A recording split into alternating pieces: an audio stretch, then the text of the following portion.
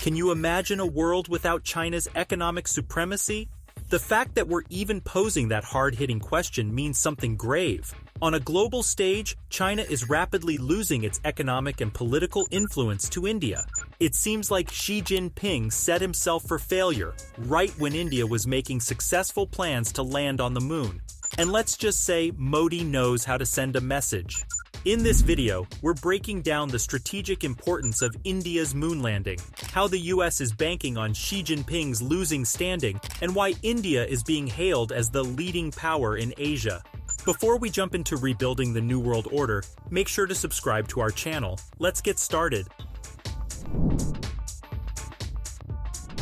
We know the Cold War between the US and the Soviet Union is long gone, but its legacy still lives on in various ways. The clash of the titans set up new metrics for who gets to call itself a superpower and who does not. One of the most prominent benchmarks of achieving the superpower status was to kickstart space exploration ventures, a feat that only few nation-states have been able to achieve. Back in the day, the Soviet Union built its power of the East credibility through its landmark Venera program. On the other hand, the US became the first country to land on the moon. Now, another country has checked off the successful lunar program benchmark to bid its candidacy for the next superpower title.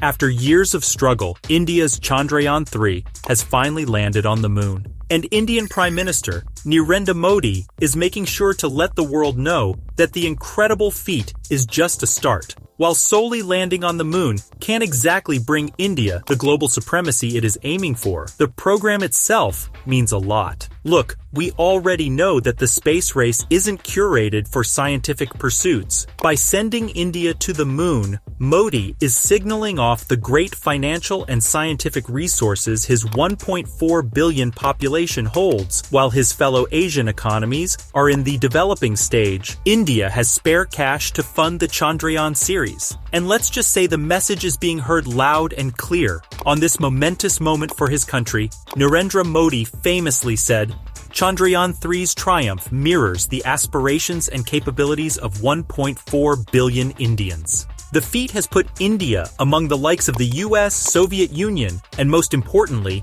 China. India's space program is an alternative offering to the Asian allies of Xi Jinping. There's another economic power on the rise. And let us tell you, India is pushing back against Beijing in South Asia. It is important to understand what the Chinese influence in the region looks like. For years, Xi Jinping has pushed the supremacy of his country through the Belt and Road Initiative, a program that encompasses most of Asia excluding India. The Economic and Infrastructure Program has given Beijing access to key ports along the Indian Ocean through Pakistan's Gwadar, Hambantota in Sri Lanka, and Chittagong in Bangladesh. So far, India doesn't hold this sort of strategic advantage. Not to mention, pro-China governments in Nepal, Sri Lanka, Maldives, and Pakistan also added to the Indian strife. But of course, the tides are changing. Given India's strategic position in the BRICS and G20, it is busy amending ties with countries like Bangladesh.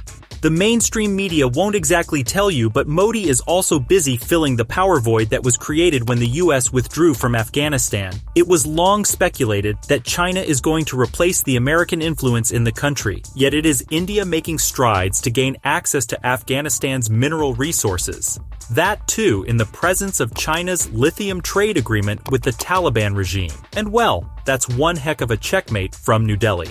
All fingers point to one inevitable world order in South Asia. It seems like China is rapidly losing its political influence in its own kingdom, and here's why. If India has been looking for a strategic time to sit on China's throne, this might be Modi's golden opportunity to strike. As the Chinese youth stage anti-state protests and China shuts its vocal industries, you know that Xi is struggling to maintain control. Even the global trends are indicative of the CCP's impending decline in popularity. According to a July 2023 Pew Research publication, confidence in Chinese President Xi Jinping to do the right thing feeling regarding world affairs is low across most surveyed nations, with the notable exception of countries in sub-Saharan Africa. Sure, the primary data came from the citizens and not the state actors that ultimately call the shots. However, real tangible examples of CCP's unpopular decision-making is hard to ignore. In the last few years, Xi Jinping has waged a decisive war against the U.S., militarized the South China Sea, bullied Hong Kong and Taiwan into submission, and has put Uyghurs Muslim in concentration camps. To top it off, China is also hellbound on offering Russia its unwavering support to win a losing war in Ukraine. At home, Xi Jinping's restrictive COVID policies killed millions and left many jobless. Major businesses like Apple, Shein, Alibaba, Tencent, and ByteDance are moving their production far away from the country. The Made in China label is bad for reputation. Across the Himalayas, India is benefiting from China's economic turmoils and political mismanagement. Notably, the US and India have maintained close ties in the aftermath of China's offensive approach to bilateral disputes. In June 2023, Modi and Biden signed a historical MOU to further strengthen their economic capacities. Interestingly, their economic collaboration was highlighted in particular industries that China dominates in the global market. One of those key commodities is semiconductor chips that Delhi and Washington need for their booming technological sectors. If that wasn't enough, Modi and Biden met again in September 2023 for the G20 summit hosted by India. Even though journalists weren't allowed in the meeting, it is said that the US has been treating India as a counterbalance for China's coercive and unsustainable influence in Asia. And it is safe to say that Modi knows that the US needs an alternative powerful actor in the region, and India is the most reasonable choice. Even then, India maintains firm control in the BRICS alliance that particularly vouches for the Global South representation against big bad wolves like the US. Will India leave its strategic dominance in BRICS that is also increasing membership? Unlikely. But it is also important to note that, like Russia and China, India isn't explicitly supporting the de-dollarization campaign against the US. In fact, it has maintained that the de-dollarization war is more ideological than practical. If anything, that statement alone has earned Modi brownie points from Biden. It is not a surprise that as China's economic power falters, India is being hailed as the next defining leader of Asia. According to S&P Global's Look Forward report, India has come out of the pandemic reasonably well, with GDP growth of 7.2% in fiscal year 2023. We expect India to grow 6.7% per year from fiscal 2024 to fiscal 2031, catapulting GDP to $6.7 trillion from $3.4 trillion in fiscal 2023. Per capita GDP will rise to about $4,500. These stats alone put New Delhi ahead of Beijing, that's suffering from declining exports, profitless housing sector, increasing unemployment, and political dissent. Even the International Monetary Fund has predicted that India is going to be one of the fastest growing economies in the world.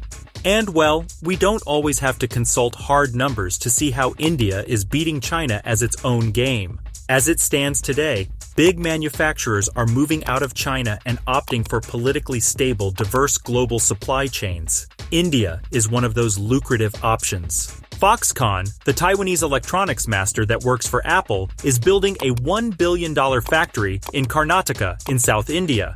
In another hit to China, the US-based Micron Technology is also building a semiconductors chip factory in the state of Gujarat. India's moon landing is one decisive feat, but behind Chandrayaan 3, India is also on the verge of becoming the world's third largest economy in 4 years. At the same time, its labor force will be increased by 235 million, swiftly beating China's expansion of the working force. And if that wasn't enough, in 10 years' time, its gross domestic product will more than double to $8.5 trillion. In the same sphere, China's only saving grace is the BRI that suffers from incomplete projects, delays in building infrastructure, political instability, and allegations of debt traps. Back home, Xi Jinping is busy passing restrictive laws to secure a fourth term for his authoritative regime, while its biggest real estate developers wait on a stimulus check. It is also true that Modi has earned himself notoriety for unleashing violence against the country's Muslim population and de-democratization of India. Yet in Delhi, governments change every 5 years. The ambitions to topple China do not. Found the video interesting? Like this video and subscribe to our channel.